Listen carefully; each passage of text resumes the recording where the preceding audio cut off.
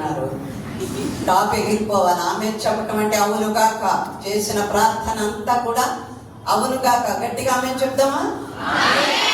అదండి బ్రతికున్నామని అర్థం. గట్టిగా చెప్తే చాలా మార్పులు సంఘంలో కనిపిస్తూ ఉన్నాయి. చప్పట్లు కొట్టండి అని చెప్తాను. అందరూ మెడికల్ స్టూడెంట్లు, మీకు తెలియంది నాకేం తెలుసు. ఏమండి, గట్టిగా చప్పట్లు తడితే హార్ట్ బీట్ బాగుంటుంది, మంచి బ్లడ్ సర్క్యులేషన్ బాగుంటుంది. అంటే ఎంత అందంగా చప్పట్లు కొడతాను వెనక నుంచి చూస్తున్నాను. ఎవరో 2 కుటుంబస్తులు బయట నుంచి వచ్చిన వాళ్ళు కబులు ఎంత చక్కగా దేవుని ఆరాధిస్తారంటే, తమ వయసు అయిపోయింది, పిల్లలు పీతలు అన్నీ వాళ్ళకే. కానీ మీరు యవనస్తులు, ఇంకా మీరు ఎక్కుతూ ఉన్నారు జీవితంలో పైమెట్టుకు. కానీ మీరెలా కొడుతున్నారు చప్పట్లో? మీరెలాగా హల్లెలూయా చెప్తున్నారు? హల్లెలూయా చెప్పమంటే ఒక్కరు చేతులు పైకి ఎత్తలేదు. మీకు జయం కావాలంటే ఎలా వస్తుంది? మేము కష్టపడి చదువుతున్నాం, చాలా యథార్థంగా చదువుతున్నాం, లేకపోతే యథార్థంగా పనిచేస్తున్నాం, దేవుడు మమ్మల్ని ఎందుకు ఆశీర్వదించడానికి ఉంటే కుదరదు. రూల్ అంటే రూలే, కొన్ని ఆజ్ఞలు పెట్టాడు దేవుడు. ఆ ప్రకారంగా చేస్తేనే నువ్వు ఆయన వైపు తిరిగితే ఆయన నీ వైపు తిరుగుతాడు. నువ్వు అటువైపు తిరిగి కూర్చుంటే నీ వైపు తిరగడం నీకేమి చేయడు కూడా. అలవాటు ప్రకారంగా వచ్చిపోయినంత మాత్రాన కాదు. ఇక్కడ ఏమి చేయాలో అది చేసి తీరాల. ఇప్పుడు మంచి చేతులు, ఆరోగ్యవంతమైన చేతులు, అందమైన చేతులు ఉన్న వారందరూ చేతులు ఎత్తి గట్టిగా దేవునికి స్తోత్రం చేద్దాం. ఒక చెయ్యనా? ఒక చేతి అంత పని చేద్దాం. 2 చేతులు ఎత్తాలి. అదండి దేవునికి ఇష్టమైనటువంటి కార్యక్రమం. కాబట్టి ఎందాక పెద్ద బాబు చెప్తున్నారు, నోటితో పాడదాం అంటున్నారు. మరి నోటితో పాడక కళ్ళుతో పాడదామా? నోటితో పాడక చేతులతో పాడతామా? నోటితో పెదవులతో పాడాలి, హృదయంతో పాడాలి. ఏమంటే మీరు వచ్చినప్పుడల్లా మీ సంఘాన్ని తెగ గొప్పలు చెప్పుకుంటారనేవాళ్ళు కూడా లేకపోలేదు. ఎందుకనంటే మీలాంటి చదవరులు లేరు, మీలాంటి ఉద్యోగస్తులు లేరు, మీలాంటి అందగతులు కూడా లేరు చెప్పాలంటే. అలాంటి వాళ్ళు ఆరాధన చేస్తే మరి నా క్రమాలు అలాగే ఉంటాయి. మీ సిఇఓ గారు, మరి అమ్మగారు అందరూ మీరు ఇక్కడికి వచ్చేయచ్చు కదా అంటే, మీరు ఇక్కడ ఉండలేదు నేను వస్తే. ఎందుకనంటే పూర్వకాల పాస్టర్ గారు చదువు చెప్పే టీచర్లు చెయ్యి చాపరా అంటే చాలు ఇట్లా తీసుకునేవాళ్ళం, కొడతా ఉంటే ఎట్లా కొట్టేవారు, ఎట్లా కొట్టేవారు. ఇప్పుడు ఏంట్రా అని టీచర్ స్టూడెంట్ని పిలిచి ఒక్కటి అలా టచ్ చేస్తే అక్కడ వాళ్ళ అమ్మ నాన్న వచ్చేస్తారు. ఎందుకు? అవునా కదా? మా అబ్బాయిని ఎందుకు టచ్ చేస్తాం, ఎందుకు కొట్టాం? ఇంకా క్రమశిక్షణ ఎలా వస్తుంది చెప్పండి మీరు? అమెరికా ఫ్యాషన్ అంతా తీసుకొచ్చి ఎక్కడ పెట్టారు.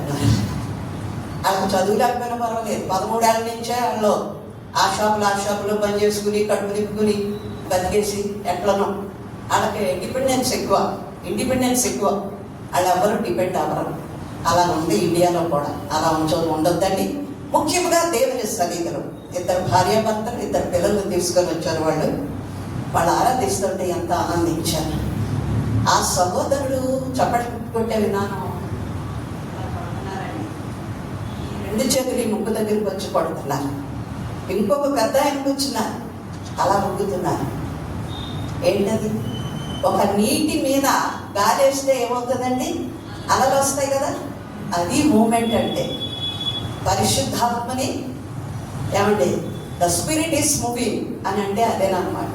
నిజంగా ఆత్మతో అలాంటి కదలిక ఉంటుంది. అటెన్షన్లో నిలబడి అటెన్షన్లో తప్పుడు కొడితే దేవుడేం ఆశీర్వదిస్తాడు. ఇప్పుడు బాగానే ఉంటారు, రేపు అనేది మన జీవితంలో ఉంది. కాబట్టి జాగ్రత్త ప్రియులారా. దేవుని ఆరాధించేటప్పుడు ఆత్మతో సత్యముతో ఆరాధించాలి. ఒకసారి దేవునికి స్తోత్రం చేద్దామా? హల్లెలూయా. ఎందుకనంటే నా సొంత మాటలు కాదు, నేను ఏదో మీకు 2 మాటలు చెప్పేసి వెళ్ళిపోతాను. అవి మీ జీవితంలో అన్వయించాలనుకోండి, ఎంతగానో ఆశీర్వదించబడతారు. నేర్చుకోండి. ఎప్పటికప్పుడు టైమింగ్ వచ్చేసి అటెండెన్స్ ఇచ్చేసి 2 పాటలు పాడేసి పంపించేసినంత మాత్రాన ఆశీర్వాదం దొరకదు. మీ ఆత్మకు సత్యం, దేవుడిచ్చిన మంచి చేతులు, మంచి హృదయంతో దేవుని ఆరాధించవలసిన అవసరత ఎంతైనా ఉంది. ఎందుకంటే మనసు భారంతో చెప్తున్నాను ఈ మాట. నేను అక్కడ కూర్చొని అన్ని గమనిస్తున్నాను. చిన్న పిల్లలు కూడా నా సంఘంలో కళ్ళు తెరిచి ఆరాధించాలి అంటే మాత్రం పీకట్టును బయట పడేస్తాను అంటాను. అలా అంటానని భయపడి కళ్ళు మూసుకొని ఏమైనా జరగనివ్వండి, కళ్ళు తెరిచి చూడండి. ఒక్కొక్కళ్ళు డిస్ప్లేస్ అయిపోతారు, ఒక చోటు నుంచి ఒక చోటుకు మారిపోతారు ఉంటారు. ఎందుకంటే మనము చేసేది కొంచెం సేపే ఆరాధన. రోజంతా ఆరాధిస్తామండి, పాడతాం, అబద్ధాలన్నీ అబద్ధాలు పాడతాం. దినమంతా దేవుని సన్నిధిలో దినమంతా కూర్చుంటామా? చాలా మంది ఇప్పుడు బాబోయ్ ఈవిడ ఇంట్రడక్షన్ ఎంతసేపు ఇచ్చింది, వాక్యం ఎంతసేపు చెప్తుందో అనే ఆలోచనలు కూడా రాకపోలేదు.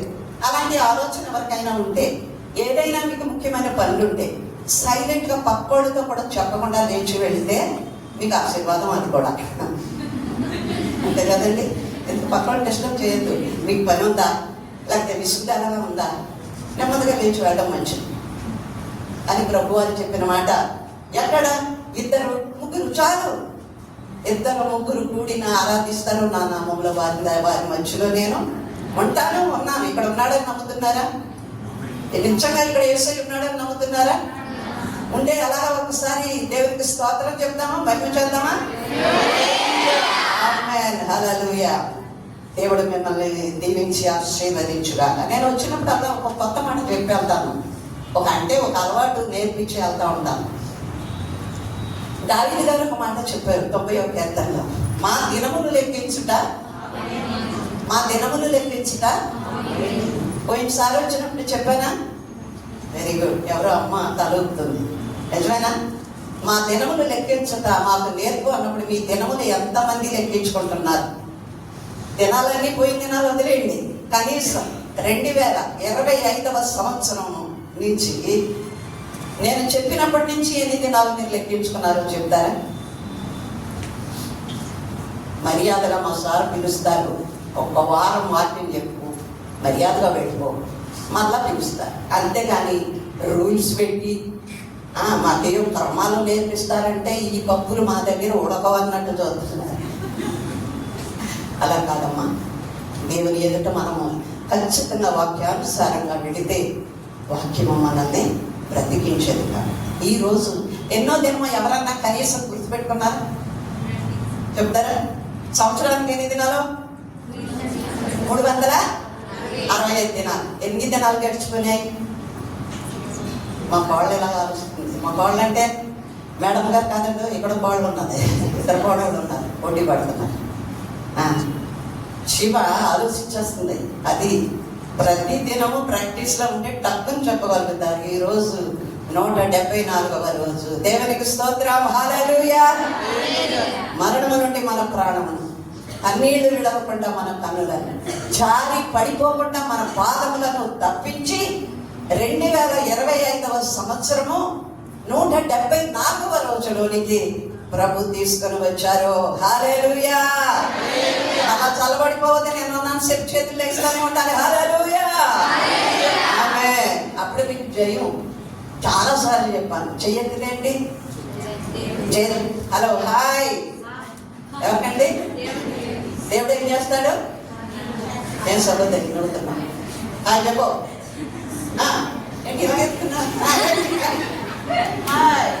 ఏం చేస్తాడు దేవుడు? ఆయన చెప్తాడు. ఆయన చెయ్యి మనకి, మన చెయ్యి ఆయనకి తగిలితే ఆయన చేతులు అలాంటివి పరిశుద్ధమైన చేతులు. ఆయన చేతులు మనల్ని నిర్మించాయి, ఆయన చేతులు మనం నడిపిస్తున్నాయి, ఆయన చేతులు మనం పట్టుకున్నాయి, ఆయన చేతులు మన ఆశీర్వదించే చేతులు. హల్లెలూయా. కాబట్టి ఆయన చెయ్యి మనకు తగలాలంటే నువ్వు ఇంట పెట్టుకుంటే తగిలించుడు. ఆయన ఏం చేయాలి? హాయ్, హల్లెలూయా. 2 చేతులు ఒకసారి ఆరాధించండి. హల్లెలూయా, హల్లెలూయా.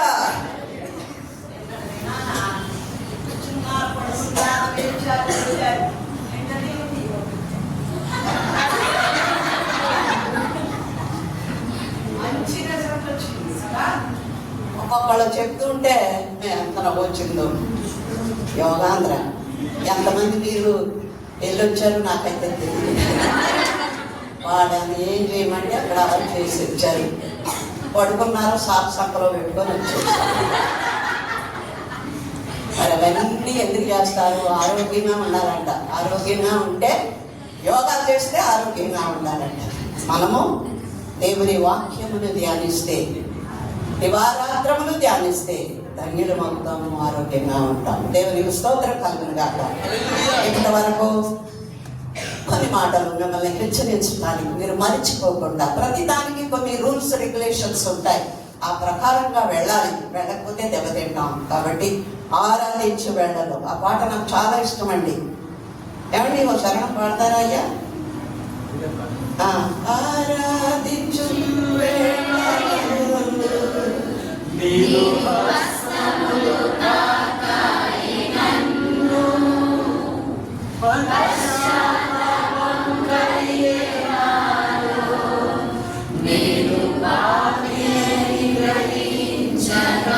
ఆమేన్, హల్లెలూయా. నా ప్రాణం అండి ఆ పాట అంటే. ఆరాధించు వేళలో ఏమైతుంది? ఆయన హస్తాలు అనంత తాకినప్పుడు ఏమవుతుంది? ఒక ఫీల్ కలుగుతుంది. అవునా కదా? ఒక ఫీల్ కలుగుతుంది. ఈ సమయంలో మా బిషప్ గారిని జ్ఞాపకం చేసుకోవడం తప్పదు. పెళ్లి చూపులకు వచ్చారు నన్ను చూసుకోవడానికి. చాలా మంది వచ్చారు పాస్టర్ గారు. చాలా మంది వస్తే మరి ఆయనకి ఎంత హాస్పిటల్ ఉన్నానో మనకు తెలీదు. ఆయన ఇప్పుడు అలహాబాద్లో పీటీఎస్ చదువుకుంటున్నారు. అది పెద్ద చదువు, అప్పుడు పాస్టర్ చదువు. మా నాన్నగారు మా అమ్మగారనే అది ఇంటి పెట్టుకోడు ఎలా ఉన్నాడు, సన్నగా ఇంటి పెట్టి అంత నల్లగా. మమ్మ చాలా కఠినంగా ఉంటారు. పెద్ద పాస్టమ్మ గారు మా అమ్మ. మా నాన్నగారు సేవకుడు అలా అనొద్దు అని మా అమ్మ నాన్న. పాస్టర్ గారు ఏమంటారు తెలుసా? అమ్మ మంచినీళ్ళు తీసుకురా అన్నారు. ఎందుకు చెప్తున్నాను అర్థం. మంచినీళ్ళు తీసుకురా అన్నారు. అమ్మ ఇయ్యి అన్నారు. అప్పుడు ట్రేలు గీలేముంది కాదు బాబు, మామూలుగా పట్టుకెళ్ళి ఇచ్చేసేవాడు. గ్లాస్ అని ఇచ్చాను. అప్పుడు నాకు తెలియదు ఎక్కడ పట్టుకోవాలి. పాస్టర్ గారు ఏం చేశారు? అప్పుడు ఏమైందో ఆలోచించండి. ఫీలు ఏమండి ఈ మధ్య పాట వినబడుతుంది ఏంటి? విన్నారా? పాస్టర్లో మీరు కూడా అంటారా అంటే వింటాను. ఫీలింగే అంట. అలాంటి ఫీల్ ఆయన చెయ్యి తాకానే మా అమ్మ చెప్పేశాను, నేను ఈ అబ్బాయి మంచోడు కాదు, ఈ అబ్బాయి నాకు వద్దు అంటున్నాను. అవునురా నేను కూడా వద్దనుకుంటున్నాను అంటే మా నాన్నగారు వచ్చి, దేవుని సేవకుడు, దేవుడు పంపించాడు, నువ్వు చేసుకోవాలి అని ఒక తినేసి మొత్తం మీద చేశారు. 45 ఏళ్ళు కాపురం చేసాం. ఇదిగో ఇలాంటి కోట్లు కన్నాం. ఇలాంటి హల్లెలూయా, హల్లెలూయా. కాబట్టి ప్రియులారా, ఈ మాట ఎందుకు చెప్తున్నానంటే, ఆరాధించు వేళలో ఆయన చెయ్యి మనకు తాకితే మనలో ఏం కలుగుద్దంట?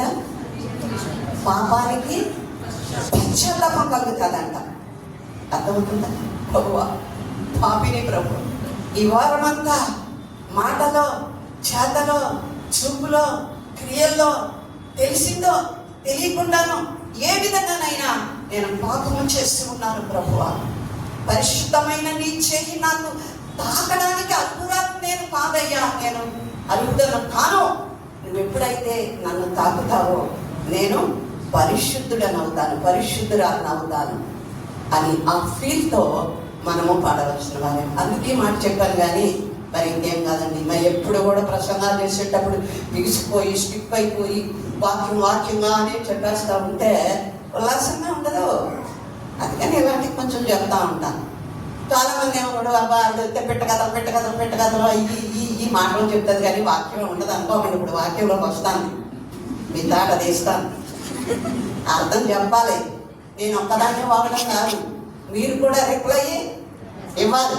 కాబట్టి అందుకే రిప్లై ఉంటేనే ఉంటుంది. ఇక బాగా నేర్పించుంటారు. రిప్లై ఉంటేనే సప్లై ఉంటుంది. రిజల్ట్ లేకుండా ఎంతకాలం చదువుకుంటామండి. కాబట్టి బైబిల్ తీయండి. పరిశుద్ధ బైబిల్ గ్రంథంలో 20వ గ్రంథం 17వ అధ్యాయం 5 నుంచి 8 వచనాలు. అమ్మ న్యూస్ చదివినట్టు చదవద్దు, వాక్యం చదివినట్టు చదవండి. ఎలా టీవీలో న్యూస్ చదివినట్టు చదువుకుంటారా? వెళ్ళిపోతున్నారు. దండగంలాగా చదవకూడదు. చక్కగా ఇతరులకు అర్థమయ్యేలాగా చదవండి. 17వ అధ్యాయము 5 నుండి 8 వాక్యాలు. యెహోవా ఇలాగ సెలవిచ్చుచున్నాడు, నరులను ఆశ్రయించి శరీరమును తనకు ఆధారముగా చేసుకొనుచు తన హృదయమును యెహోవా మీద నుండి తొలగించుకున్నవాడు శాపగ్రస్తుడు.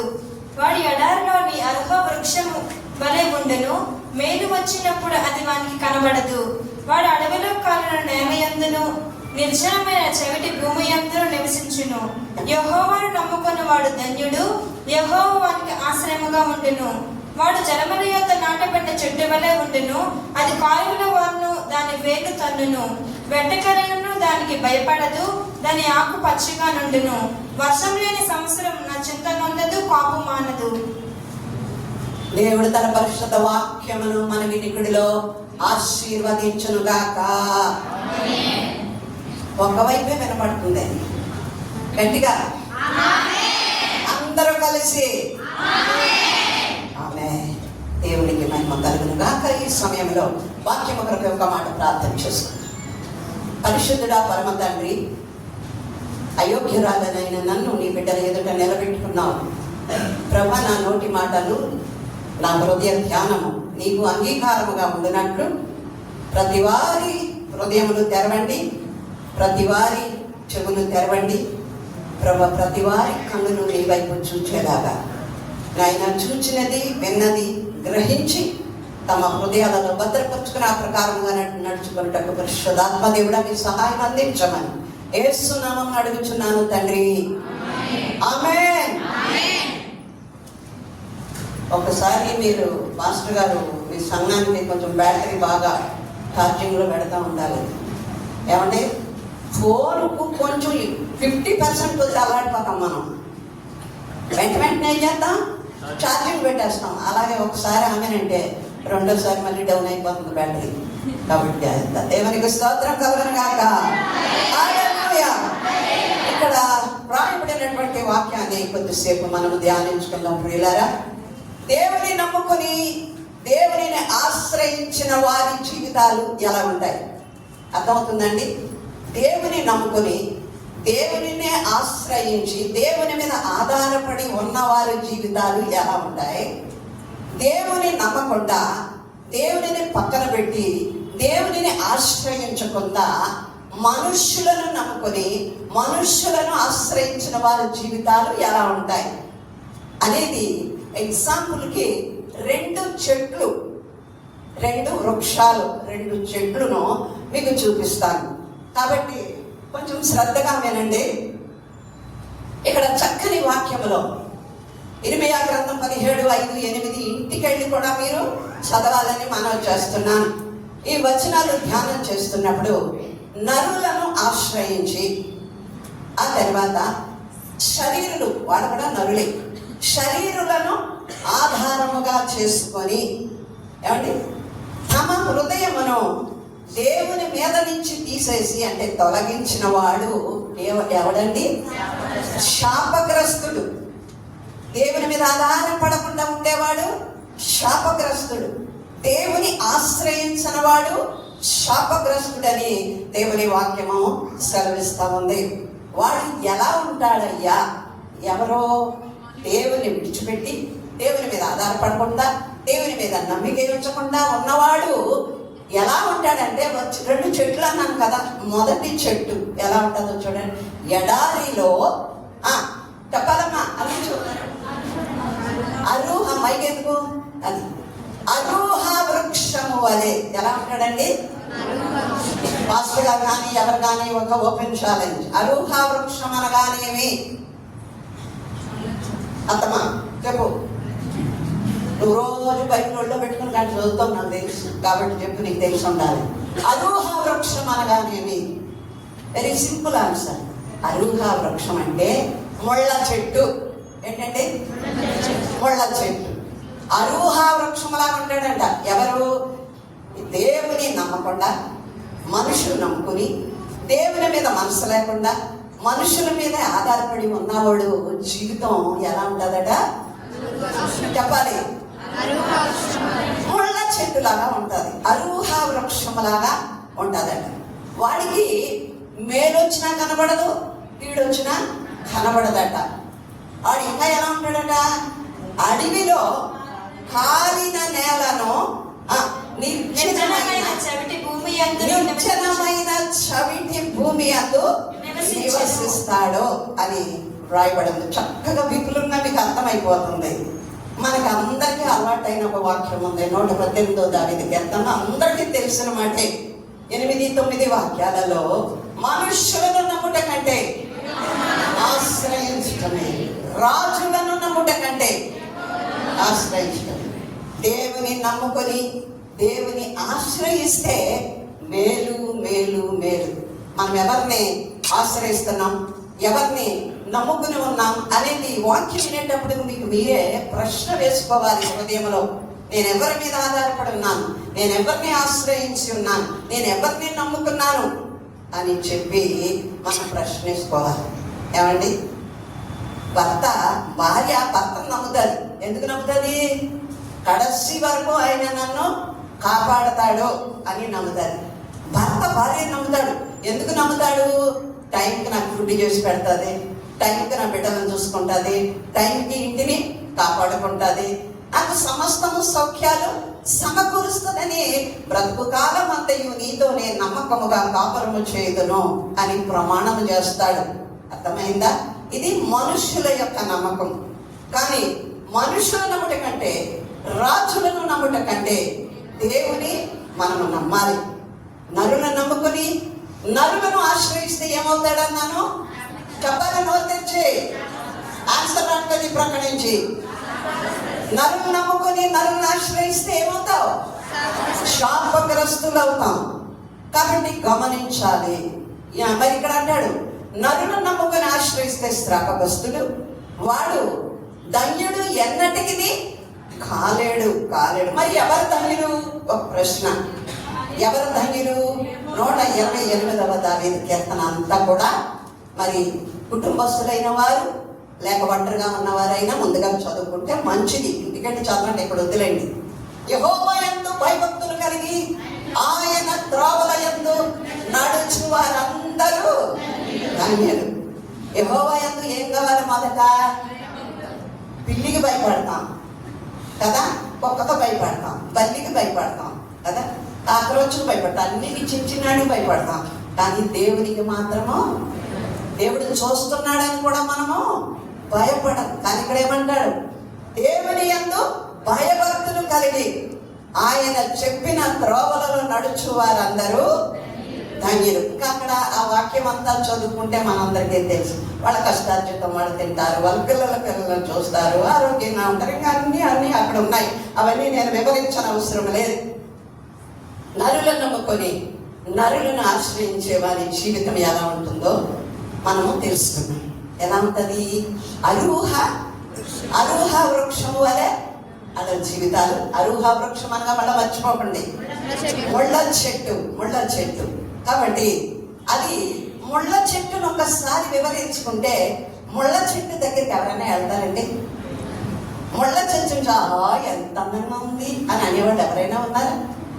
అసలు దాని దరిదాపులకి వెళ్తారా? చూడటానికి ఇష్టపడతారండి? ఒకసారి ఆలోచన చేయండి. ఎందుకు కారణం? దానికి ఒక ఆకు ఉండదు, ఒక పువ్వు ఉండదు, ఒక ఫలం ఉండదు. దేనికి? ముళ్ళ చెట్టుకి. కాబట్టి దాన్ని ఎవరు పట్టించుకోరు. ఓ చుక్క నీరు కూడా పొయ్యరు. కారణం దానివల్ల ఎవరికి ప్రయోజనం లేదు. దానివల్ల మనకు కలిగేది ఏంటి? బాధ. గుచ్చుకుంటే నొప్పి బాగా కలుగుద్ది. అందుకని ముళ్ళ చెట్టు జోలికి ఎవరు బాగుంటారు. ఆ ముళ్ళ చెట్టు లాగా ఉంటారంట ఎవరు?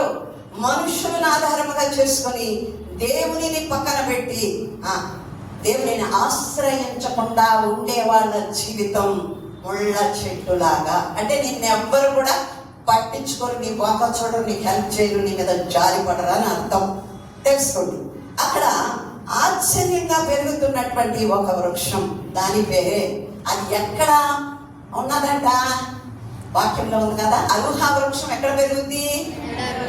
ఆ ఎడారిలో. ఎడారిలో నీడ ఉంటుందమ్మా? ఎడారిలో నీళ్లు ఉంటాయా? ఎడారి పోని మనం వెళ్ళి చూడకపోయినా సహారా ఎడారి కనీసం టీవీలలో సినిమాలలో మస్తుగా మనం చూస్తాం ఎడారి కదా. కాబట్టి ఎడారిలో ఇంకేమి కనపడదు, ఇసుక తప్ప. అలాంటి ఎడారిలో అద్భుతంగా ఈ చెట్టు మొలిచిందంట. ఏ చెట్టు? ముళ్ళ చెట్టు. అరుహా వృక్షము ఎడారిలో పెరిగిందండి, ముళ్ళ చెట్టు. కాబట్టి ఎవరు కూడా దానిని పట్టించుకోరు, దానిని చూసి సంతోషించేవారు లేరు, ఆనందించేవారు అస్సలే లేరు. దాని పరిసర ప్రాంతాలకు కూడా ఎవరు కూడా ఏంటండి, ఎవరు కూడా వెళ్తారా? కనీసం ఒక మల్లి చెట్టు ఒక డొంకల్లో పొదల్లో ఉంటే దారింటే వెళ్ళిపోదు. ఎంత మంచి వాసన వచ్చిందో, ఎక్కడో మల్లి చెట్టు ఉంది, ఎక్కడో సనజాజి ఉంది అనుకుని ఆగి దాన్ని ఆస్వాదించి మనం వెళతాం. కానీ ముళ్ళ చెట్టును చూడడానికైనా ఎవరైనా ఇష్టపడతారండి? అలా ఉంటుందంట ఎవరి జీవితం. దేవుని నమ్ముకోకుండా, దేవునిని పక్కన పెట్టి, మనుషులను ఆశ్రయించి, మనుషులు నమ్ముకొని, మనుషుల మీద ఆధారపడిన వాళ్ళ జీవితం ముళ్ళ చెట్టులాగా ఉంటుంది అని భక్తుడు చెప్తూ ఉన్నాడు. కాబట్టి దాని పరిసర ప్రాంతాలు కూడా ఎవరు అది దాన్ని పట్టించుకోరు. కాబట్టి అది ఎండిపోయి సొరిగైపోయి ఆ కొమ్మలు వాటికి అయ్యే రాలిపోయి దాని చుట్టూ కూడా ముళ్ళన్నీ ఉంటాయి. కాబట్టి ఎవరు కూడా దాని జోలికి వెళ్ళరు. జాలి చూపేవారు ఉంటారు, అంతేకాదు దానికి ఏదైనా మేలు జరుగుతుందంటే కూడా దానికి తెలియదంట. ఎవరన్నా వచ్చి దాని చుట్టూ తవ్వి నీళ్లు పోస్తారు అనేటువంటి మేలు కూడా దానికి దొరకదంట. నిశ్చలమైనటువంటి ఒక ఇది కూడా కనపడదంట. కాబట్టి అలా ఉంటుందంట. ఇంకొక మాట మాట్లాడాడు అక్కడ, దాని జీవితం ఎలా ఉంటుంది? అడవిలో ఏమని చదువు? అడవిలో కాలిన నేల యందును, అడవిలో కాలిన నేల యందును, నిర్జనమైన చవిటి భూమి యందును, నిర్జనమైన చవిటి భూమిలోను నివసించును. నేను మొన్న దాకా వార్తల్లో మనం విన్నాం. ఇప్పుడంటే ఇజ్రాయెల్ గురించి వింటున్నాం. పోయిన నెలంతా కూడా కాలిఫోర్నియా కాలిపోయింది. ఏంటండి కదా? కాలిఫోర్నియా కాలిపోయింది. ఏం మిగిలింది అక్కడ? ఏం మిగిలింది? అయిపోయి నోరు తెరవంటమ్మా, నేను ఆఫీస్ వెళ్ళిపోమంటే వెళ్ళిపోతాను, నాకేం అభ్యంతరం లేదు. అవేనా చాలా అయిపోయిందమ్మా ఆపేయండి అంటే వెళ్ళిపోతాను. చెప్పండి. కాలిఫోర్నియా కాలిపోయినప్పుడు మిగిలింది ఏంటి? బూడిద. ఆ కాలిపోయిన భూమిలో ఏదైనా పెరుగుద్దా? మీకు ఒక విషయం చెప్తున్నాను. సుధమ కుమారాను దేవుడు కాల్చేశాడు, అగ్ని గంధకాలు పంపించి కాల్చేశాడు. ఇప్పటి వరకు ఈ రోజు వరకు కూడా ఒక చిన్న పచ్చని మొక్క కానీ పాదు కానీ ఇప్పటి వరకు కూడా మొలవలేదంట. అక్కడ కాలిన భూమి అంత భయంకరంగా ఉంటుంది. ఆ అడవిలో కాలిపోయి బూడిదైపోయిన ఆ భూమి నిష్ప్రయోజనమైన భూమి, అది యూస్లెస్. కాబట్టి అడవిలో చాలా చెట్లు ఉంటాయి, కానీ కాలిపోతే ఏమైనా ప్రయోజనం ఉందండి? ఏమీ ప్రయోజనం లేదు. కాబట్టి ప్రియులారా, దేవుని నమ్ముకోకుండా నరులను నమ్ముకొని నరులను ఆశ్రయించిన వారి జీవితాలు ఉపయోగం లేకుండా యూస్లెస్ గా ఉంటాయని, వారికి నెమ్మది ఉండదు, వారికి సంతోషం ఉండదు, వారికి సమాధానం ఉండదు, వారికి వృద్ధి ఉండదు, అభివృద్ధి ఉండదు, సమృద్ధి అస్సలే ఉండదు. కాబట్టి మనం జాగ్రత్తగా ఉండాలి. మనం ఎవరిని ఆశ్రయించాలి? యెహోవాను ఆశ్రయించాలి. యెహోవాను ఏం చేయాలి? అమ్ముకోవాలా? ఏంటిదాలి మరి యెహోవాను అమ్ముకోండి అంటుందా? అమ్మ బయటికి వెళ్ళాక అడుగుతారు, నిజంగా అన్నావే నువ్వు బయట అనలేదమ్మా, నేను అంటున్నాను. ఏమండి? యెహోవాను నమ్ముకోవాలి. యెహోవాను నమ్ముకునేవాడు ధన్యుడు, నమ్ముకోనవాడు అన్యుడు. వాడే యెహోవాను అమ్ముకుంటాడు. నమ్ముకోవాలి. కాబట్టి ఎడారిన పోలిన అడవిని పోలిన వారిగా ఉంటారని దేవుని వాక్యం సెలవిస్తుంది. అడవిలో కాలిపోయిన అడవిలో సారము లేని భూమిలో ఆ చెట్టు ఎలా ఉంటుందో అలాగా దేవుని నమ్ముకోకుండా, దేవుని ఆశ్రయించకుండా, దేవుని మీద ఆధారపడకుండా, దేవునితో సహవాసం లేకుండా జీవించే వారి బ్రతుకులు అలాగే ఉంటాయి. జీవిస్తున్న పేరున్నది కానీ ఏముండదండి, వాళ్ళ మృతమే, చచ్చిపోయిన వాళ్ళతో సమానం, శవాలు తిరుగుతున్నట్టు తిరుగుతూ ఉంటాం అన్నమాట. కాబట్టి జాగ్రత్త. దేవునిని నమ్ముకోవాలి, దేవుని మీద ఆధారపడాలి, దేవునిని ఆశ్రయించి ఉండాలి. అరుహ వృక్షమలాగా ఉండకూడదు. ఉండని వారి జీవితాలు అరూప వృక్షములాగా ఉంటాయి. నమ్మిన వారి జీవితాలు ఎలా ఉంటాయో ఒక్కసారి అది కూడా చూసుకుందాం. అడవిలో అంటే అడవి అంటే ఏంటండి? తెలియకుండా అడవిలోకి వెళ్ళిపోయాము అనుకో, ఎలా ఉంటుంది పరిస్థితి? ఆనందదాయకంగా ఉంటుందా? ఎలా ఉంటుంది? అయోమయంగా ఉంటుంది. దిక్కుమొక్కులు చూసుకుంటూ ఎవరైనా అలిస్తే పలికే వాళ్ళు ఉన్నారా? ఎవరైనా రక్షించేవారు ఉన్నారా? అక్కడ అరుస్తారు. అడవిలోకి వెళ్ళి అరిసినా ప్రమాదమే. ఎక్కడి నుంచి ఏ క్రూర మృగాలు వచ్చి లటక్కన వేసుకొని పోతాయోనని మనకే భయం కలుగుతుంది. అయోమయ పరిస్థితి, ఒడిగిపోతూ ఒంటరిగా భయముతో మనం అక్కడ ఉంటామన్నమాట. అడవి అనగా అయోమయ పరిస్థితి, దారి తెన్ను కనపడదు, ఎటుతో చని పరిస్థితి, క్షణక్షణం చెప్పాలి క్షణక్షణం భయం ఏం జరుగుతుందో. అలాంటి అడవిలో ఉన్న అరూహ వృక్షము వలె ఉంటాడో ఎవరు? యెహోవాను నమ్ముకొనకుండా, యెహోవాను ఆశ్రయించకుండా, నరులను ఆశ్రయించి నరుల మీద ఆధారపడిన వాళ్ళ జీవితం ఈ ముళ్ళ చెట్టు వలె, ఎడారిలో ముళ్ళ చెట్టు వలె, అడవిలో ఉన్నటువంటి చెట్టు వలె అయోమయ పరిస్థితుల్లో మిగిలిపోతారన్నమాట. అందుకనే మనము దేవునిని ఆధారముగా చేసుకోవాలి. ఎందుకు? ఏ ప్రమాదం ఎటు ప్రక్క నుంచి వస్తుందో, ఏ క్రూర మృగాలు వస్తాయో, ఏ అంతు పట్టనటువంటి అడవిలో ఇంకొకటి కూడా ఉంటుందండి. క్రూర మృగాల భయమే కాదు, ముళ్ళు పాములు అవి ఇవి ఇయే కాదు, కానీ చెప్తారా కళ్ళకు కనబడంతట్టు ఉంటుంది. మీకు ఆలోచనకు రావాలి. చాలా సినిమాల్లో చూసాం మనం. అమ్మా చెట్ట కదా, దొంగ, ఊడి కదా, పైన ఆకులన్నీ వేసేస్తుంటాయి. మామూలు నెలలాగే కనపడుతుంది. కాలు పెట్టగానే కొంచెం కొంచెంగా ఎవ్రీ మినిట్కి లోపలికి పోతా ఉంటాయి. చివరికి ఇక్కడ దాకా వచ్చాక చేయి మాత్రం మనకు కనపడతాం. అడవిలోనే ఉంటాయి, బయట ఎక్కడ ఉండవు. జాగ్రత్త. అడవిలో చిగటగల దొంగ ఊబిలోనికి దిగిపోతూ ఉంటా, అవి కూడా ఉంటాయి. వాటిని బట్టి కూడా భయపడాలి. దేవునిని ఆశ్రయించకుండా, దేవుని నమ్ముకోకుండా ఉన్నవారు మనుషులను నమ్ముకున్నట్లయితే అలాగా చిగటగల దొంగ యుగులోకి బాగానే ఉన్నట్టు కనపడుతుంది, కానీ జీవితం ఏమైపోతే ఇంకంతే, నిన్ను రక్షించే వారు ఎవరు ఉండరు. దిగిపోతావు, ఆ ఊబిలోకి దిగిపోతావు. ఇలాంటి భయంకరమైన బాధకరమైన జీవితమే మిగులుతుందని గుర్తెరగాలి. కాబట్టి నరులను నమ్మి నరులను ఆశ్రయిస్తే, దేవుని పక్కన పెడితే తగ్గుడా ఏమవుతాడు? ఎవడవాడు? శాపగ్రస్తుడు. హల్లెలూయా. అబ్బే పనికి రాదు చెప్పాలి. రెండు చేతులెత్తి దేవునికి స్తోత్రం చెప్పాలి. హల్లెలూయా. నా జీవితం ధన్యం కావాలి ప్రభువా. నా జీవితం నేను అన్యుడను కాకూడదు, నేను ధన్యురాల కాదు ప్రభువా అని మీరు మనస్సులో ప్రార్థించుకుంటేనే వాక్యం వినాలని మనం చేస్తున్నాం. అయితే 7వ వాక్యమును ఒకసారి చూడండి. యెహోవాను నమ్ముకునేవాడు ధన్యుడు. యెహోవాను నమ్ముకునేవాడు ధన్యుడు. యెహోవానికి ఆశ్రయముగా ఉండును. యెహోవా వానికి ఆశ్రయముగా ఉండును. చక్కని వాక్యం. ఎవరు నమ్ముకోవాలి? మనం దేవుని నమ్ముకోవాలి. దేవుని మనము నమ్ముకోవాలి.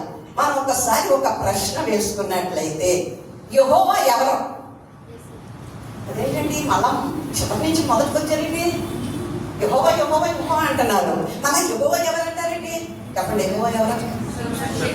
సింపుల్ ఆన్సర్ లో యెహోవా ఎవరు?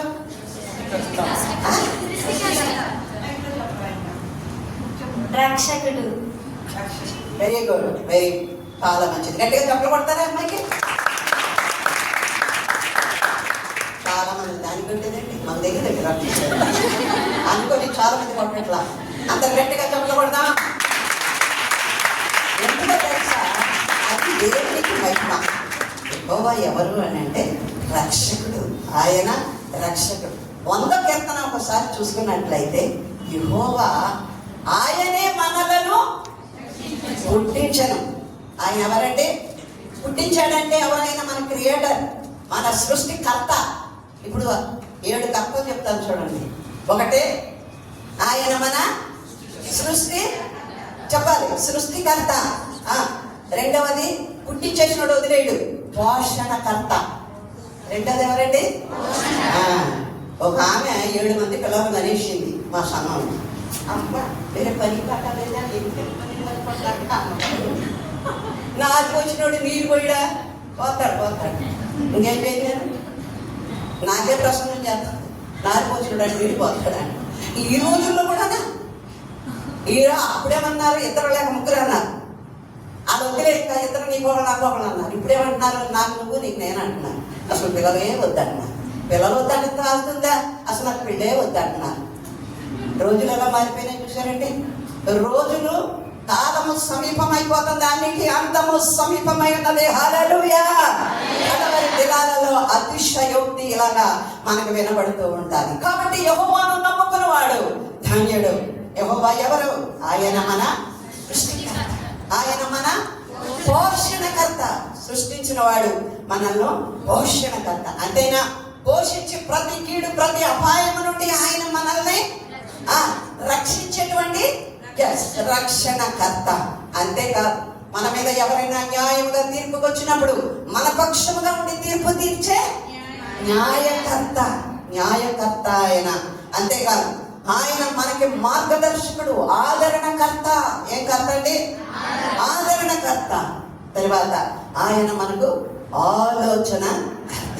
ఎటు తోచని పరిస్థితిలో ఉన్నాను ప్రభా, ఏం చేయాలో నాకు తెలియట్లేదు అన్నప్పుడు ఆయన చెప్తాడు, ఆలోచన చెప్తాడు. అందుకే పుట్టక ముందే ఆయనకు ఆ పేరు పెట్టబడింది. ఆయన ఆశ్చర్యకరుడు, ఆలోచనకర్త, బలవంతుడైన దేవుడు, సమాధానకర్తయకు అధిపతి. అది కూడా కంప్లీట్ చేయటం మీకు రావట్లేదో, నేర్చుకోవాలి. ఒక్కొక్క వాక్యమైన మీ హృదయంలో ఉంటే మీరు బతుకుతారు, లేకపోతే ఆత్మీయంగా చచ్చిపోయిన శవాలను తిరుగుతానే ఉంటారు ప్రాతాత్మల్లా.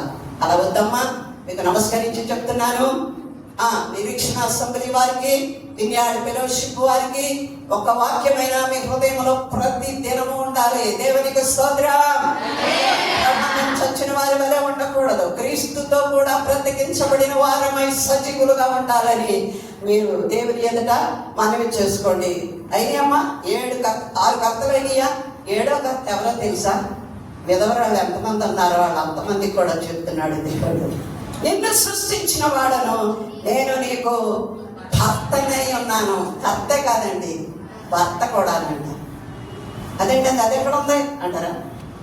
యెషయా గ్రంథం 54:5 వాక్యంలో నిన్ను సృష్టించిన వాడను నేను నీకు భర్తనై ఉన్నాడు. అమ్మా, ఎవరికైతే భర్త లేని బాధపడవసరంలా. ఆయన మన కర్త, రక్షణకర్త, ఆదరణకర్త, పోషణకర్త, న్యాయకర్త. ఆయనే మన భర్త. భర్త అంటే వేరే ఆలోచనలోకి ఏర్పడు. భర్త అంటే ఆ భర్త కాదండి, ఫిజికల్ గా ఉంటే భర్త కాదు. భర్త అనగా అర్థం ఏంటంటే భరించువాడు, సమస్త భారములను భరించువాడు. ప్రయాసపడి భారం మోయించిన సమస్తమైన భారారా నా యొద్దకు రండి, మీ భారము నా మీద వేయండి అంటున్నాడు. చూడండి, ఆ భారము మోసేవాడే భర్త. ఏమంటే ఆయన అడ్రస్ కూడా చెప్పాడు. చదువమ్మా వాక్యం 54, యెషయా గ్రంథం 54:5. నిన్ను సృష్టించిన వాడు నీకు భర్త అయి ఉన్నాడు, సైన్యములకు అధిపతి యెహోవా అని ఆయనకు పేరు. ఆయన అడ్రస్ కూడా చెప్తున్నాడు. మీ భర్త పేరు చెప్పమ్మా అంటే ఏం చెప్పాలి నువ్వు? సైన్యముల అధిపతి ఎవరండి? యెహోవా కాదు, ఆయన అడ్రస్ చెప్పు. ఆయన నిజమండి సైన్యములకు అధిపతి యెహోవా ఇస్ కమాండర్. ఎవరండి ఆయన? నడిపించే నాయకుడు, ఆయన కమాండర్. సైన్యాలు ఉన్నాయి ఆయన దగ్గర, చిట్టికేస్తే వస్తాయి. దేవునికి స్తోత్రం. అంత గొప్పవాడు నా భర్త అని చెప్పాలి ప్రతి విధంగా. ఏమంటే పెళ్లి చేసుకున్నారు, 10 ఏళ్ళు కాపురం చేసి 2 ముక్క దించాక వెళ్ళిపోయాడు అనేవాళ్ళు చాలా మంది ఉన్నారు. అలాగే ఇంకెవరు బాధపడద్దు, విధవరాలైన వారు ఎవరు బాధపడద్దు. ఆయన నిన్ను సృష్టించిన వాడు, ఆ యెహోవాయే నీకు భర్త అయి ఉన్నాడు, అనగా నీ భారములన్నిటినీ భరించువాడై ఉన్నాడు. దేవునికి స్తోత్రం. ఏమండి, భర్త గురించి భార్య ఏంటండి అనుకుంటున్నారు మాస్టర్ గారు. భార్య అంటే అండి మీ భారం అంతా కూడా సగభాగం భాగస్వామి పంచుకుంటే అది లైఫ్ పార్ట్నర్, ఒక కాబట్టి పంచుకుంటాను. చిరాగా వచ్చేసి బ్యాగ్ అక్కడ పాడేసి తల మీద చేయి పెట్టి ఇప్పుడే మాట్లాడు. అప్పుడు అంటే ఆవిడ మొదనస్తులు కూడా అంటే వచ్చిందే ఎక్కడెక్కడ తీసుకొచ్చి ఇంట్లో పెట్టి ఒక నవ్వుతూ ఏమన్నా వస్తాడేమో చూడు, ఓ జిలేబీ తెస్తాడేమో చూడు, ఓ మల్లెపూలు తెస్తాడేమో చూడు. బాబు మల్లెపూలు అంటే భయం వేస్తుంది, మల్లెపూలు మీద పద్ధతి నడుస్తుంది అని అనుకుంటారు ప్రియులారా. అప్పుడు ఆ భార్య ఏం చేస్తారంటే, మంచి భార్య ఆ తలగా చేసి ఏమంటే కాకగా ఉందా, కాఫీ తీసుకొచ్చాను అని చెప్పేసి చక్కగా కూర్చొని అలా నవ్వుతూ ఉంటే ఈ మధ్య చాలా చాలా జరుగుతున్నాయండి. భర్త వచ్చేటప్పటికంటే చీర కట్టుకుని అందంగా తయారై ఉండాలి. ఒక భోజనం ఉంటే వేసేసుకున్నారు పైనుంచినాం, కానీ దీని గురించి కూడా ఒక డిస్కషన్ వచ్చేసింది ఏమండి. కాబట్టి భార్య అనేది ఏంటంటే భర్త గారి యొక్క క్షేమమును కోరి ఆయన కష్ట సుఖాలను పంచుకునేది. భర్త ఏమో భారములను భరించువాడు, భార్య ఏమో భర్తకు విధేయురాలు నుండి ఆయన మంచి చెడులన్నిటినీ కూడా సగభాగం పంచుకొని ఆయనను ఉపచారము చేయాలి. అది భర్త, అది భార్య భర్తల యొక్క సంబంధం. దాన్నే అచ్చ తెలుగులో తాడుబంధం అంటారు. ఏమంటారంటే తాడుబంధం. ఏమండి, సునీతికి నాకు బంధం ఏంటి? పేరు బంధం. ఎస్, పేరు బంధం అన్నాను కాబట్టి పేరు బంధం, కట్టాడు కాబట్టి అమ్మగారికి తాడు బంధం కదా. ఇలా కొన్ని బంధాలు ఉంటాయి. దేవునికి మనకి పరిశుద్ధాత్మ అనుబంధం. దేవునికి స్తోత్రం కలుగును గాక. హల్లెలూయా. కాబట్టి యెహోవాను నమ్ముకోవాలా, నమ్ముకొని వాడు ధన్యుడు. ఎందుకనంటే ఇప్పుడు అర్థమైందా, 7 కర్తలు వచ్చారు కాబట్టి ఆయన్ని నమ్ముకోవాలి, ఆయన మాత్రమే నమ్ముకోవాలి. యెహోవాను నమ్ముకొని ఆయన ఆశ్రయించిన వారి జీవితాలు ఎలా ఉంటాయంటే అంజూరపు చెట్టు వలె ఉంటాయంట. యేసు ప్రభు ఒకనొక సమయంలో ఒక సువార్త 13వ అధ్యాయంలో ప్రతి కొత్త సంవత్సరానికి మీరు చదువుతూనే ఉంటారు కదా. యేసు ప్రభు ఆకలేసి ఏం చేశారు? అంజూరపు చెట్టు దగ్గరికి వెళ్ళారు. ఎందుకు వెళ్ళారు? ఎప్పుడైనా సరే ఎక్కడైనా సరే ఆ చెట్టు ఫలములతో నిండి ఉంటుందంట. అంజూరపు చెట్టు యొక్క ప్రత్యేకత ఏంటంటే, స్పెషాలిటీ ఏంటంటే ప్రతి ఆకు మాటన ఒక ఫలం ఉంటుందంట. అందుకని ఎప్పుడైనా సరే అక్కడ ఏం దొరుకుతుంది? ఫలము దొరుకుతుందంట. అలా అంజూరపు చెట్టు నమ్ముకున్నవాడు ఎవడండి? ఏ చెట్టులా ఉంటాడు? ఏ వృక్షంలా ఉంటాడు? అరూహ వృక్షము ముళ్ళ చెట్టులాగా ఉంటుంది. పడిపోతుంది ఎడారిలో ఉన్నట్టుగా, అడవిలో ఉన్నట్టుగా, ప్రయోజనం లేకుండా బూడిది పాడైపోయేలాగా దేవుని నమ్ముకోకుండా దేవుని పక్కన పెట్టి మనుషులు నమ్ముకుని వాడి జీవితం ముళ్ళ చెట్టులా ఉంటుంది, అరూహ వృక్షంలాగా ఉంటుంది. కానీ యెహోవాను నమ్ముకున్న వాని యొక్క జీవితం అంజూరపు చెట్టు వలె ఫలములు కలిగి, ఆకుకొక ఫలం ఉంటుందంటండి. ప్రతి ఆకు చాటున ఒక ఫలం ఉంటుందంట. ఎప్పుడైనా సరే నువ్వు వెళ్ళొచ్చంట. అంత చక్కని చెట్టు అంజూరపు చెట్టు. దాని ఆకులు కానీ దాని ఫలాలు కానీ ప్రతి ఒక్కటి కూడా ప్రజలకు ప్రయోజనకరమైనవిగా ఉంటాయంట. కాబట్టి అక్కడ ఎంత చక్కగా వర్ణించాడంటే అంజూరపు చెట్టు ఉంటుంది. అంజూరపు చెట్టు యొక్క ప్రత్యేకత మనం తెలుసుకున్నాం. అది ఆకులతో నిండి ఉంటుంది, అది ఫలములతో నిండి ఉంటుంది, ఎప్పుడూ కూడా సస్యశ్యామలంగా ఉంటుంది, నిగనిగనాలాడుతూ ఉంటుంది. ప్రతి ఆకు చాటున ఒక ఫలము దాగి ఉంటుంది. చెట్టు నిండా ఫలాలే ఉంటాయి. ఆ మనుషులు అక్కడికి వెళితే మనుషులకి ఏమిస్తుందండి? నీడస్తుంది కదా. ఆకులతో నిండి గొడుగు చెట్లాగా చక్కగా ఉంటాయి. ఏ సమయంలో నేను ఆ చెట్టు నీడకి వెళ్ళి చక్కగా సేద తీర్చుకుంటాను. సేద తీరుస్తుంది, ఆకలి కూడా తీరుస్తుంది. ఏది? అంజూరపు చెట్టు. దేవుని నమ్ముకొని దేవుని ఆశ్రయించి ఉన్నవాడు ఈ అంజూరపు చెట్టు వలె ఉంటాడు. దేవుని నమ్ముకోకుండా మనుషులు నమ్ముకుని ఉన్నవాడు ఆ ముళ్ళ చెట్టు అరూహ వృక్షములాగా ఉంటాడనే భేదాన్ని మనము తెలుసుకోవాలి. కాబట్టి అది చక్కగా ఆ ఫలాలు ఇవ్వడమే కాదండి, అంజూరపు చెట్టు ఈ విధంగా ఇంకొక మంచి మాట చెప్పాడు. వర్షము లేకపోయినప్పటికీ కూడా, ఏమండి, అడవిలో చెట్లకి, రాళ్ళల్లో ఉన్న చెట్లకి, అంజూరపు చెట్లు ఎక్కువగా మనము ఆ ఇజ్రాయిల్ ప్రాంతాల్లో చూస్తాం. ఇక్కడ కూడా అడపదడప పెట్టుకుంటున్నారండి కొంతమంది. అయితే ఆ యొక్క అంజూరపు చెట్టు వర్షము లేకపోయినా చదవమ్మ తల్లి, సంవత్సరమున చింత మందదు, కోపం మానదు. ఆ పచ్చలో తెలుస్తుంది. హృదయం అన్నిటికంటే మోసకరమైనది, అది ఘోరమైన వ్యాధి గలది, దాన్ని గ్రహింపగలవాడెవడు? చాలు. కాబట్టి అంజూరపు చెట్టు ఎలాంటిది అని అంటే, అది వర్షము లేకపోయినా చింత నందదు. పైనుంచి వర్షం కురవకపోయినా, పైనుంచి మంచు కురవకపోయినా దానికి ఏముండదు? చింత, దిగులు ఉండదు. అలాగే దేవుని నమ్ముకుని, దేవుని ఆశ్రయించి, దేవుడే నాకు సమస్తము అనుకునే వాడికి ఏ భయము ఉండదు. మీరు పాడతా, ఏ భయం నాకు లేదుగా. ఎప్పుడండి? నీవు తోడుండగా ఎదుగుతాం పెరుగుతాం. ఒక ఆయన పాడుతున్నాడు, ఏంటండి, ఎన్ని విస్తారం పెట్టారు ఆ పాట చెప్పండియ్యా.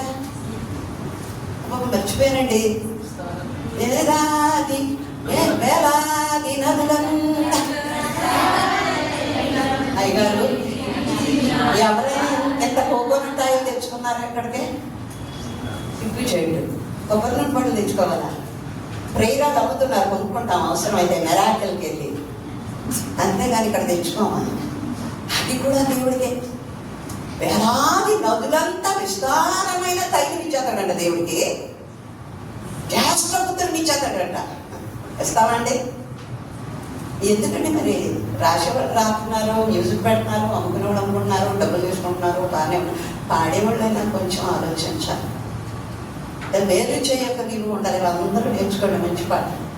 ఇలాంటి పాటలు ఇప్పుడు సందా ఏంటమ్మా, సందా పాట పాడతామండి మేము.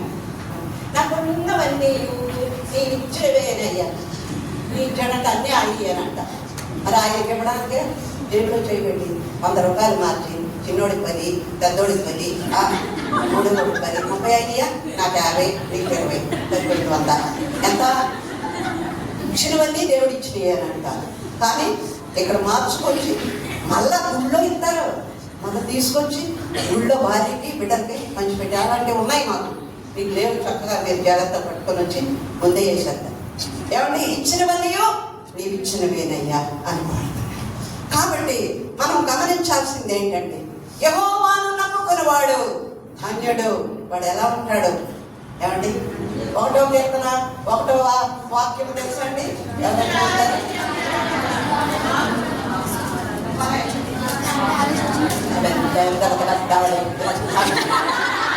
అలా అతడు ఎలా ఉంటాడంటే, నీటి కాలువల వారు నాటబడిన వాడై ఆకువాడక తన కాలమందు ఫలమిచ్చు చెట్టు వలె ఉన్నాడు. ఎక్కడ నాటబడ్డాడో, ఎక్కడ నాటబడతాడో? నీటి కాలువల వారన నాటబడతాడు. అందుకని జలమైన యొక్క నాటబడిన చెట్టు వలె. దాని వేళ్ళు ఎక్కడికి వెళ్తాయండి? దాని వేళ్ళు ఎక్కడికి వెళ్తాయి? ఆ కాలువ లోపలికి, వేరు లోపలికి వెళ్ళి ఆ నీటిలోకి విస్తరించుంటాయంట. ఆ వేళ్ళ కాలువలో నుంచి అవి తీసుకుంటాయి. కాబట్టి ఎవరు పైనుంచి నీళ్లు పోయక్కర్లేదు, వర్షం రావక్కర్లేదు, మంచు కురవక్కర్లేదు. దేవుని నమ్ముకుని వాని యొక్క జీవితము అంజూరపు చెట్టు వలె ఎల్లప్పుడూ ఆకువాడక తన కాలం ఎందు ఫలమిచ్చు చెట్టు వలె ఉంటాడు అని వ్రాయబడి ఉన్నది. అది చింతపడదంట, కాపు కూడా మాందంట. కాబట్టి ఎడారిలో అరుహ వృక్షంలాగా నువ్వు ఉండకూడదు. జీవనది ఓరన నాటబడిన అంజూరపు చెట్టు వలె విశ్వాసమైన నువ్వు నేను ఉండాలి. మనము అప్పుడు ఫలిస్తాం. యేసు క్రీస్తు ఓరన నాటబడిన వారం అయితే, జీవనది అయినటువంటి మందిరములో నాటబడిన వారమైతే, ఏమండి వాక్యం ఉంది కదా, దావీదు అంటాడు కదా, వారు దేవుని మందిరములో ఎలా ఉంటారంట? ఖర్జూరము, ఆయన మందిరములో నాటబడిన వారే ఫలిస్తూ ఉంటారండి. ఇదొక రకమైన కాలువ. దేవుని మందిరము కూడా ఒక నది లేక ఒక కాలువలాగా మనం బహుగా ఫలించాలి. కాబట్టి దేవుని యొక్క కోరిక ఉందండి, ఒక మంచి కోరిక ఉంది. ఏ కోరిక అది? మీరు బహుగా ఫలించటం వలన నా దేవునికి మహిమ. మనం పెంచుకోవాలని, మన ఉద్యోగం పోవాలని, మనం పెళ్లి కాకుండా ఉండాలని, మన జీవితాలు మోడివారిపోవాలని, నాశనం అయిపోవాలని నా దేవుడు కోరడు. హల్లెలూయా! మరి ఏం మాట్లాడు ఆయన? నా బిడ్డలు ఎప్పుడు కూడా ఈ రోజు డొక్కు సైకిల్లో తిరుగుతున్నావా? నెక్స్ట్ ఇయర్కి ఏం కొనాలి? నువ్వు బైక్ కొనాలి. ఏం బైక్ అది? ఏమో ఇప్పుడు బడాయి బైకులు వచ్చాయి. నాకు పని బాగా ఉండదు. అలా కిటికీలో కూర్చొని చూస్తాను. అబ్బాయి ఏమో కింద ఉంటాడు, అమ్మాయి ఏమో వచ్చిన పట్టుకోబట్టుకొని అంటున్నాడు. బస్సు పట్టుకుంటాను. ఎలాంటి బైకులు? డబ్బు సైకిల్ నుంచి ఎక్కడికి వెళ్ళాలి? బైకులు కొనాలి. నెక్స్ట్ ఇయర్ బైక్ నుండే కారు కొనాలి. ఇక అక్కడి నుంచి ఇప్పుడు రేపు నీళ్ళు, ఆకు నీళ్ళు, ఆ తర్వాత డాబా ఇల్లు, ఆ తర్వాత స్టేర్ బిల్డింగ్. హల్లెలూయా! అలాగా అభివృద్ధి చెందాలని దేవుడు నిన్ను నన్ను కోరుకుంటున్నాడు. కాబట్టి నువ్వు ఫలించి నువ్వు అభివృద్ధి చెందితే ఆయనకి మహిమ. నేను మొన్నటి దగ్గరండి వాడు యేసుని నమ్ముకున్నారు, ఎంత బాగున్నారు అని అంటా ఉంటే దేవుడికి ఏంటండి? 3 రకాలైన మహిమలు అంట దేవుడికి. ఒకటే, మనం బహుగా ఫలించడం వలన దేవునికి మహిమ. స్తుతియాగం అర్పించడం వలన దేవునికి మహిమ. సాయంకాలం అర్పిస్తారు కదా మీరు స్తుతియాగం. అంతేకాదు పెద్దవాళ్ళైనా మనం అందరం కూడా సత్క్రియలు చేయటం వలన, మత్తయి సువార్త 5:10 నుంచి చదువుకోండి. మీ సత్క్రియలు చూసి పరలోకమందున్న మీ దేవునికి ఏం కలుగుతుంది? మహిమ కలుగుతుంది. కాబట్టి ప్రియులారా, ఈ యొక్క మధ్యాహ్న కాలంలో దేవుడు మనకి ఇచ్చినటువంటి 2 డిఫరెన్సెస్ మనం చూసుకున్నాం. యెహోవాను నమ్ముకొని దేవుడిని ఆశ్రయించిన వాడు అంజూరపు చెట్టు వలె ఎల్లప్పుడూ ఫలిస్తూ అభివృద్ధి చెందుతూ ఉంటాడు. యెహోవాను నమ్ముకోకుండా మనుష్యులను ఆధారముగా చేసుకొని మరి దేవుని విడిచిపెట్టి ప్రక్కకు వెళ్ళి నీ సొంత ఆలోచనతో వెళ్ళినట్లయితే నీ జీవితము ముళ్ళ చెట్టులాగా పనికి మారిన తనంగా, పనికి రాని తనంగా ఉంటావు. ఇప్పుడు నీకు నువ్వే డిసైడ్ చేస్తావు, ప్రభువా నేను అంజూరపు చెట్టు అని, నేను ఫలించాలి, నీకు మహిమ తేవాలి. అలాగే నేను ఉండాలని కోరుకుంటున్నాను. నేను ఉండాలన్నా నేను ఉండలేను. ఏమండి ఈ మధ్య పాట పాడుతున్నాడు కదా, ఏం పాడది?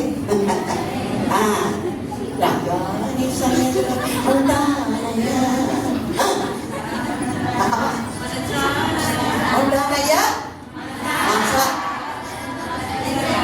బతికే పనొద్దు, పాడొద్దు, చదవద్దు, ఏమొద్దు. ఏం నిరాశారండి బాబు. అమ్మగారు మీరు అక్కడ వరకే విన్నారు, ఇంకా లోపలికి చాలా చరణాలు ఉన్నాయంట. నాటబడిన దానవై, దేవుని మందిరంలో నాటబడిన వాడవై, జీవనది వారన నాటబడిన దానవై, నీవు ఎల్లప్పుడూ కూడా అంజూరపు చెట్టు వలె నీవు ఆకర్షించాలి, ఫలించాలి. నీ ఫలమును ప్రభు కొరకై నిలిచి ఉండాలని కోరుకుంటూ ఇచ్చిన వాక్యాన్ని నేను ముగిస్తున్నాను. దేవుడు మిమ్మల్ని సమృద్ధిగా ఆశీర్వదించి దీవించును గాక. దేవుని నమ్ముకుని దేవుని ఆశ్రయించువాడు జీవితం ఎలా ఉంటుందండి? అంజూరపు చెట్టు. దేవుని నమ్మకుండా మనుషులను నమ్ముకొని మనుషులను ఆధారముగా చేసుకునేవాడి జీవితం ఎలా ఉంటుంది? ముళ్ళ చెట్టు వలె, అరూహ వృక్షము వలె ఉండాలి. మీరు ఏ చెట్టులాగా ఉండాలనుకుంటున్నారు? ఇప్పుడే డిసైడ్ అయ్యి ఇంటికి వెళ్ళండి. దగ్గరవచ్చండి, ప్రార్థన చేసుకుంటాం. మమ్మల్ని మిగిలిగా ప్రేమించి మా కొరకై ప్రాణం పెట్టిన యేసయ్యా, ఇదిగో ప్రభా 174వ దినంలోనికి మమ్మల్ని నడిపించేశారు. మా ప్రాణానికి అపాయం లేకుండా ప్రభా, మేము ఏ విషయంలో కన్నీరు విడవకుండా, మా కాలు జారి మా ఎముకలు విరగకుండా మీరు కాపాడినందుకు మీకు వందనాలయ్యా.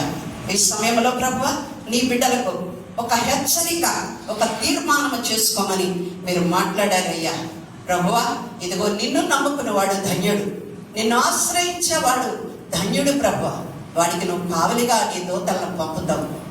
కాబట్టి ప్రభు, అడవిలో ఎడారిలో ఉన్న అరూహ వృక్షము వలె కాకుండా ప్రభు, నీటి కాలువల వారన నాటబడిన అంజూరపు చెట్టు వలె ఫలించుటకు పరిశుద్ధాత్ముడా మీరు మాకందరికీ సహాయం చేయమని, ఇక్కడ కూడి వచ్చిన ప్రతి బిడ్డ పైన మీ ఆశీర్వాదకరమైన హస్తమును తాకి ముట్టి స్వస్థపరిచి క్షమించి ఆశీర్వదించి దీవించి పంపమని, మళ్ళా మేమందరము కలుసుకునేంత వరకు మీ కృపయు సమాధానం మాకు తోడుగా ఉంచమని యేసు నామమున అడుగుచున్నాను తండ్రి.